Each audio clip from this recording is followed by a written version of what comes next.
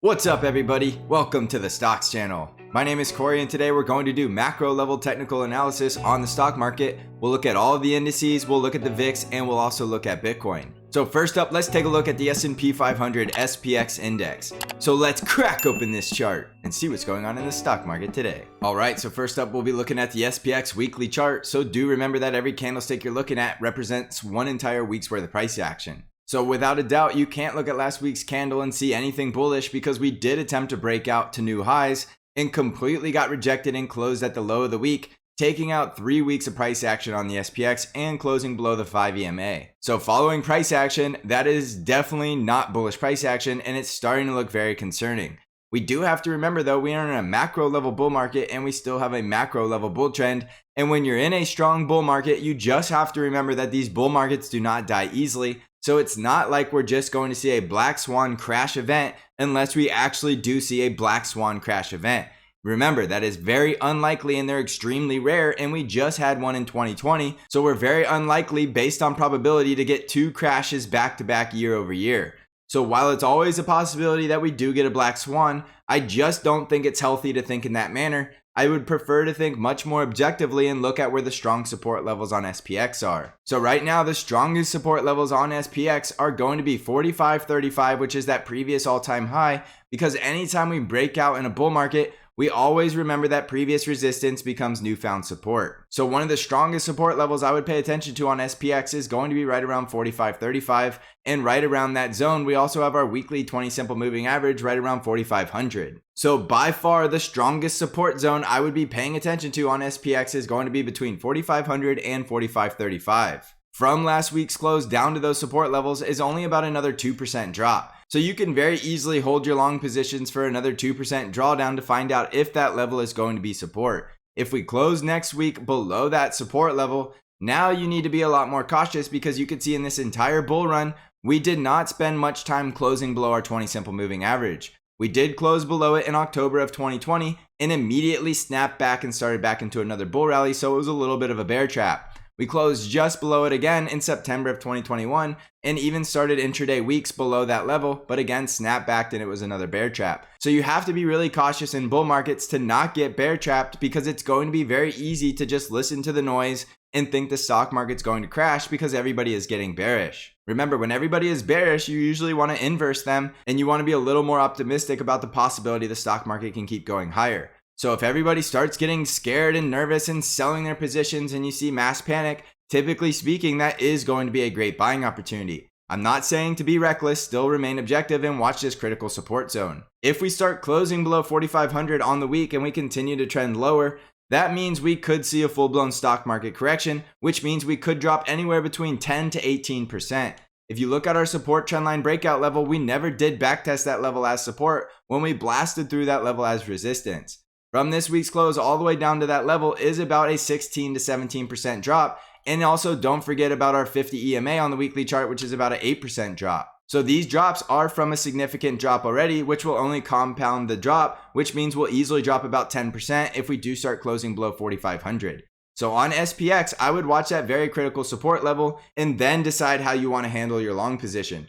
I'm just trying to tell you, in a bull market, and we still do have a bull market, you don't just want to panic sell your long positions, because there's always a possibility we bounce off support and continue to trend higher. It's very easy to hold your long positions, but it's very difficult deciding when to add them back. So just play it day by day and continue to watch these critical support levels. Now, if we do start bouncing off of any of these support levels or even where we closed last week, you still have to look for the potential to break back out to a new all-time high, which is right around 4,700. I still have this price target up here at 48.30, and that is still a very real possibility that we close the year in 2021 at that price target. So keep your mind open to all scenarios and just stay objective and watch these critical support levels. Again, if we start bouncing off of these levels, that will be bullish because we still do have the bull trend on this weekly chart. You can see that we were closing about 3 weeks above the upper Bollinger Band, so we were due for a pullback or more sideways consolidation, and you could see the stock market decided to go the pullback route. So anytime you're in a bull market and you start getting a little overextended, it's always possible you get this technical pullback. Even though the news that came out on Friday will probably get the blame, this is still very normal and looks like a very technical pullback in the grand scheme of a macro level bull market.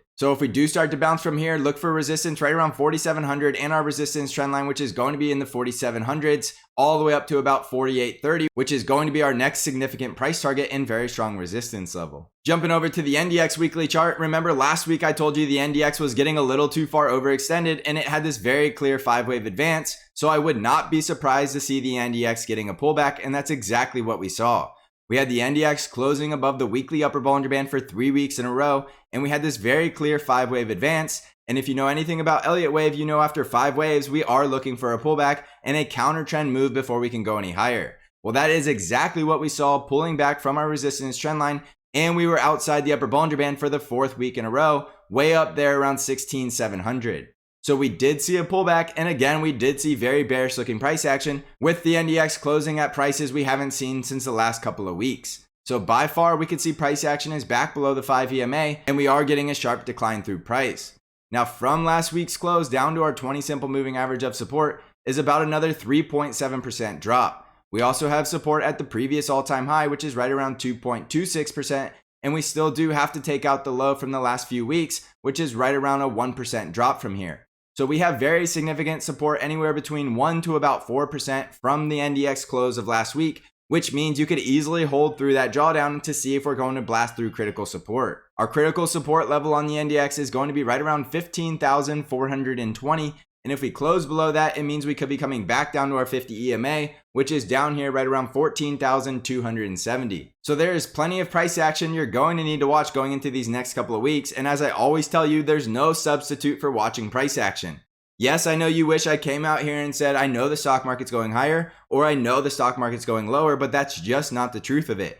Right now, it looks like we could have more downside to test some of these critical support levels and make the bulls prove that they are still out there, still buying the dip. If you see any of these support levels getting sliced through with the price action, that is going to be bearish price action and you need to get a lot more defensive. If you see strong bounces off of these support levels, knowing you're in a macro level bull market, that's always going to be an indication of a buying opportunity, because that means we could bounce off support and continue to trend higher from here. Remember, the price action is biased to move in the direction of the trend, and we are still in a very strong macro level bull market, and we are in a bull market until we're not, so we still want to buy the dip off strong support as long as strong support is holding up. So on the NDX, just watch that very strong support level right around 15,500 to 15,400, and as long as price action is holding above that level, we could still continue to trend higher, and we could still start trending higher towards the NDX levels of about 17,000. Now we'll know this 5-wave advance is complete, and we're going much lower if we start breaking the highs of the 3rd wave and definitely start breaking below the lows of the 4th wave, which is down here around 14,400. So watch all of these very critical levels and continue to remain objective. And if you're not sure what to do, you're much better off just sitting in cash until we get a clear direction in this market. On the Dow Jones weekly chart, we can see the Dow Jones is also looking very concerning, with the price action slicing through that critical support level at the 20 simple moving average, which was just above 35,200. You can see the Dow Jones look like it was getting that macro level breakout where we were breaking out of this sideways consolidation and making brand new all-time highs. And then we proceeded to dump for 3 weeks in a row, closing below some critical support. So by far, this is very concerning, and this is definitely not what I expected to see after a macro level breakout. So this is either a false breakout to the upside on a weekly scale, which is very rare, or this is just one giant bear trap before the Dow Jones starts taking off from here. We still do have the bull trend on the weekly chart, but we're very close to losing it, and we really need to see the Dow Jones closing back above 35,225. If we can get back above the 20 simple moving average, this could have all just been sort of a false breakdown look, which we have seen in the past, spending only 1 week below critical support before bouncing back. You can see we also have this support trend line that has not yet failed, which means we could be coming back down to Dow Jones levels of about 34,225 before we see that bounce. We'll likely lose the bull trend if we continue to go down towards that level, so we won't have the benefit of the strong bull trend anymore if we do go down to test that critical support. The other option is that we come down there and bounce extremely hard and close all the way back above critical resistance and still test that level as support. So there is a ton of possibilities you need to pay attention to, and we really want to see the Dow Jones breaking back out above about 35,523, and that means we could be going back into this bull trend.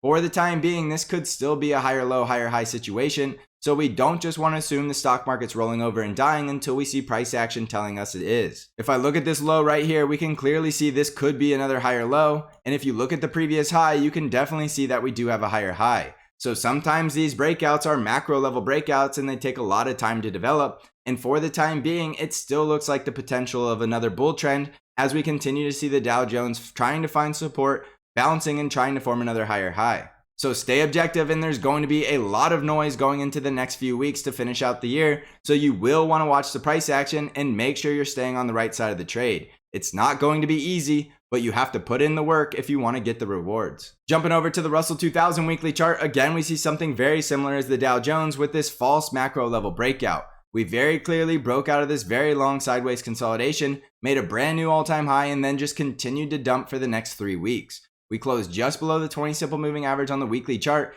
and we did test the support trend line right around 22.13, and we did bounce off that level intra-week.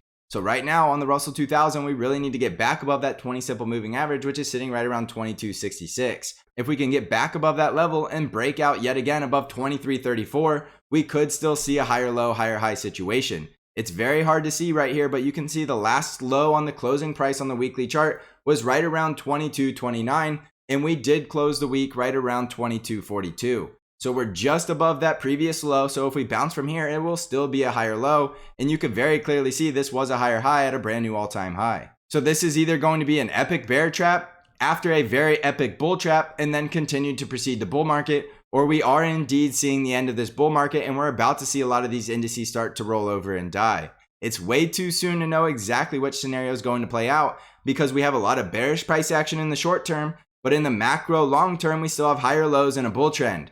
As you can tell, the Russell 2000 still has the bull trend, and we're sitting just below critical support, right on top of our support trend line and just below the weekly 20 simple moving average. So I wish I can give you more clarity, but I just can't because I could really see the stock market going either direction from here. We need to see more price action to know for sure. We're either going to see critical support breaking down and this bull market rolling over, or we're going to see a very impulsive bounce off of these levels and continue to make new highs. Jumping over to the VIX, which is our fear indicator, we can see very, very concerning price action in the VIX. And you can see if I zoom out here, we did see the weekly candle on the VIX breaking out of our resistance trend line. So there's two ways you can look at this. One, this is going to be a black swan event and the VIX is just getting started, and we're about to see the VIX do what we saw back in March 2020, climbing all the way into the 70s and 80s before we ultimately saw the bottom. Now, this is always going to be a possibility, especially when we see the price action breaking out, but there's always the possibility that this is just one giant overreaction and the selling is just way too overdone and we're about to see the stock market bounce back in a V-shaped recovery. So the only way you're going to know that is by watching the price action on the VIX.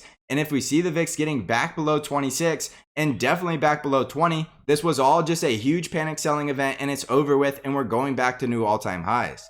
However, if we see the VIX continuing to close above 20 and staying above this resistance trend line right around 26, we're definitely going to see a full-blown stock market correction, and we're going to see those critical support levels breaking down, and we're going to see the indices go through a 10 to 15% correction. So I would watch the VIX very closely going into next week, and I would pay attention to see if the VIX is getting crushed all the way back down towards 20 or staying around the mid 20s and kind of hanging around. If the VIX is hanging around the mid to high 20s, we're going to see a full-blown stock market correction because there's just way too much panic selling and way too much fear. Eventually that will lead to a great buying opportunity, but it will be a falling knife scenario until we find a bottom. So watch the VIX going into next week because right now it's very concerning look and we see the VIX spiking and breaking out from very scary levels. If the VIX continues to close up here, we could see a very, very steep decline and it could happen very quickly. Jumping over to the Bitcoin weekly chart, we can see Bitcoin is currently trading around 54,000 and the level we really want to see Bitcoin staying above is right around 53,000. If Bitcoin starts to break below 53,000, that will be very concerning because that means we're taking out the previous high on this chart. That doesn't necessarily mean the bull market has to be over, but it definitely means the bull market is losing momentum and there's just not a lot of buyers out there buying up the dip. If Bitcoin is going to stay bullish, it's going to bounce very soon and go out here and take out this previous all-time high and start running towards my next price target at 75,000. If Bitcoin is going through a deeper correction and losing some of its bullish momentum, it's going to break down below 52,000 and close below our 20 simple moving average at 50,000 and more than likely start trending back down to the 50 EMA, which is sitting way down there at 44,000, and we could continue to go lower to test the previous low right around 43 to 42,000. So watch the price action on Bitcoin very closely because it does trade 24/7. It could give us some early hints about the sentiment of the rest of the market. Bitcoin is a market just like the stock market, and if it's going risk off, there's no reason to believe the stock market's going risk on. If Bitcoin goes risk off, we'll see it breaking below 52K and breaking below 50K, and then we'll know the stock market is likely going lower as well. As you can see, Bitcoin is playing games and just hanging above that level, not giving us any clear direction on a bounce or a breakdown through support. So right now, like I continue to tell you, I can really see it going either way. If we open the trading session on Monday and we see Bitcoin slicing through critical support, I expect to see the stock market doing the same exact thing. If we see Bitcoin bouncing and breaking out and starting to go to new highs, I would see no reason to believe that the stock market is not going to do the same thing. So use Bitcoin as an indication of sentiment of risk on or risk off, because it does work, and as long as you're staying objective and following price action, these markets are moving together. They're just moving at different time intervals because one trades more often than the other. And then finally, we'll take a quick look at the ARKK weekly chart, which we can see was in a consolidation wedge, but we're starting to get a bearish breakdown. We're below the weekly Bollinger Band, and we're starting to break out of this support trend line on this consolidation wedge. So this is either going to be a huge false breakdown in a bear trap, or we're about to see ARKK going into a prolonged bear market. So you need to watch this very closely because it's definitely getting way too oversold and it's due for a bounce. But unless we can break out above this resistance trend line, we're very likely going to see ARKK going into a bear market, and we'll know very soon because this wedge does end in the end of December and the beginning of January. So we're going to know exactly which direction ARKK is going in the very near future. Remember, there's a lot of innovative growth stocks in this ETF, and that's why it's good to follow. And if we see those stocks going into prolonged bear markets, that could help drag the rest of the stock market lower as well. They're not directly correlated, but we're looking for hints here. And right now we can see this ETF is looking very weak. So that does mean a lot of stocks in this ETF are going through bear markets. So jumping back over to the S&P 500, there is definitely a lot of clarity that we still are seeking in this market because we're starting to get bearish looking price action in the short term, and we just don't have enough price action to know for sure where the market wants to go. The one thing we know for sure is on a macro level scale, all of the indices, including Bitcoin, still have a bull trend, even though we are seeing alarming price action. But again, we still have not broken down through any very critical support levels. We need to break down through these weekly 20 simple moving averages, and we need to continue to see the bears taking over, and then we'll know that we're going through that full-blown correction. We're very close to knowing only about 2 to 4% lower on most of the indices, and then we'll know that we're going much lower, and we're going to see much lower prices across the board. You can jump to that conclusion now, but I just don't think that's staying objective. I think we need to see the true test of support, knowing that we're in a macro level bull market with a strong bull trend, and we know this bull market will not die easily. We've seen the same exact news that we got on Friday all of last year and most of this year, and the stock market continues to go higher. So I don't think you can hear that news and expect a different result this time because we just haven't seen it in the objective price action going through the last year and a half. So stay objective because there will be a ton of noise, and do understand we are still in a strong macro level bull market. That doesn't mean to be reckless and buy the dip off of any support levels. Wait for these critical support levels that I gave you, and if they're holding up and we start to bounce off those levels, then you can take on some risks knowing that you're taking on risk at great risk reward ratios. Also remember that I have 2 services to help you out, and one of them is Bank Trade Alerts, which I still have the Black Friday deal where you can get 67% off your first month. Bank Trade Alerts is an algorithm driven trade alert service that sends you all of your buy and sell alerts directly via email and text message, and it only trades the ETF TQQQ. I'm currently running that Black Friday deal where you can get 67% off your first month by applying the coupon code Black Friday at checkout. You can find out all the details about the discount deal and how to join Bank Trade Alerts by clicking on the link in the description of the video. I also have the Stocks Channel Discord where I do intraday updates and analysis to help you navigate this volatile market and stay on the right side of the trade, and I do bring new trade ideas to you weekly. If you're interested in joining the Stocks Channel Trading Discord community, you can find out how to join by clicking on the link below. So thanks for watching, everybody. I hope you're crushing this market. And as always, I will see you in the next episode.